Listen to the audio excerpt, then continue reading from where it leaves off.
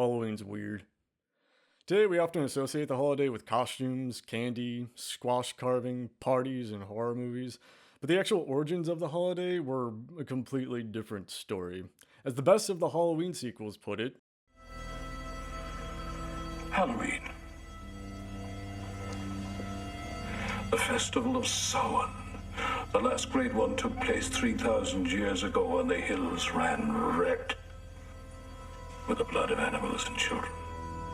of course, the actual history of Halloween probably didn't involve that much human sacrifice, since old world agrarian societies with livestock didn't really sacrifice people as much as they did animals.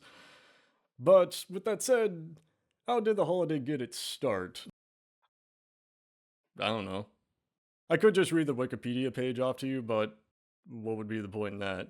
Instead, I'd rather talk about how the holiday as we know it was shaped by theological and social changes throughout the ages. You'll find plenty of videos and articles online covering the origins of Halloween, but the truth of the matter is, we actually don't know much about the holiday.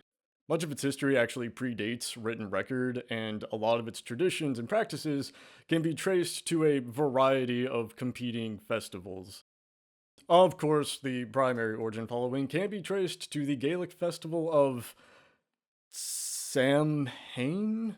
Samhain. Whatever. An autumn festival which marked the end of the harvest season, where it was believed that supernatural beings known as the She. Okay, and spirits of the dead would cross into the world of the living. This practice isn't unique to Celtic culture, though. Many cultures around the world have festivals dedicated to the veneration of mythical spirits and the ancestral dead, such as the Ghost Festival in China, Obon in Japan, Pitru Paksha in Hindi culture, the Buddhist holiday of Bon Jomben, and Dia de los Muertos from ancient Mesoamerican culture, with many of these festivals occurring around times of seasonal transitions and often involving the veneration of the deceased and the warding off of potentially malevolent or harmful spirits, often through offerings, fires, or scary masks. Now, when the Roman Catholics first entered into the British Isles, they didn't entirely approve of the festival due to its worship of pagan spirits, but there also wasn't much they could do about it.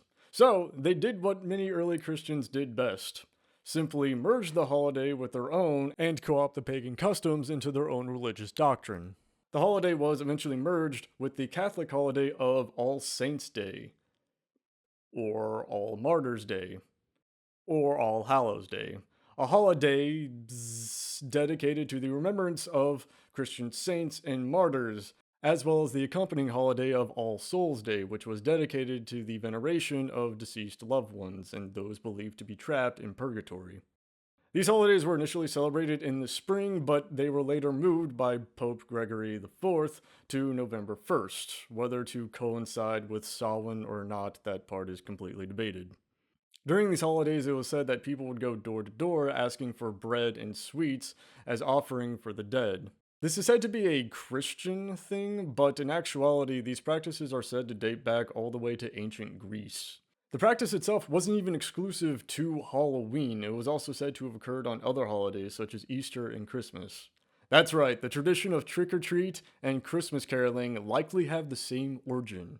Now, after the Protestant Reformation, a bunch of English stick-in-the-asses began to clamp down on Catholic traditions, pagan rituals, and just fun in general, and this included a ban on Halloween and also holidays like Christmas.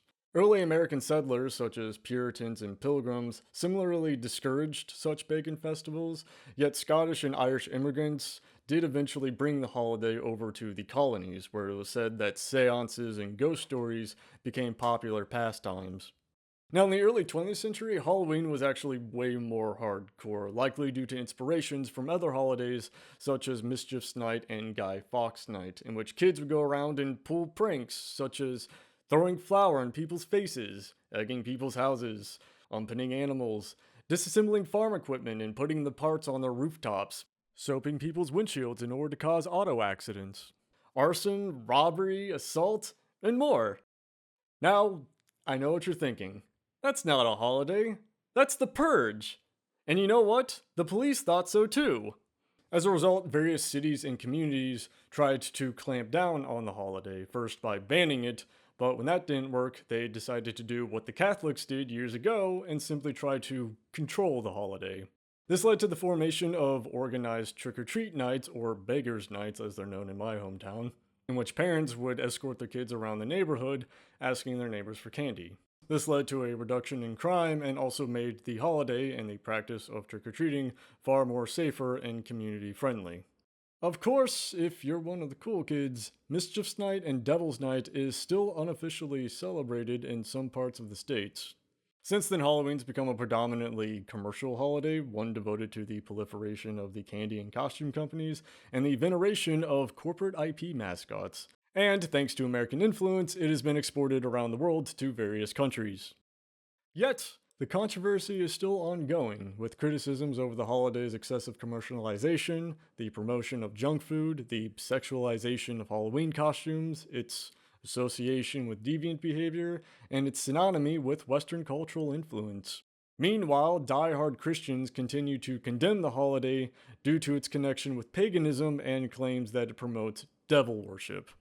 Why would you put your kids, your family, why would you put your purpose, your destiny, why would you put your whole eternity in a demonic altar? There are children all over the world who are losing their lives during Halloween night, and yet we, as a society, we go out and celebrate it, and we go door to door and we ask for candy, and it's a big celebration to us. People from different walks of life pray over these candies.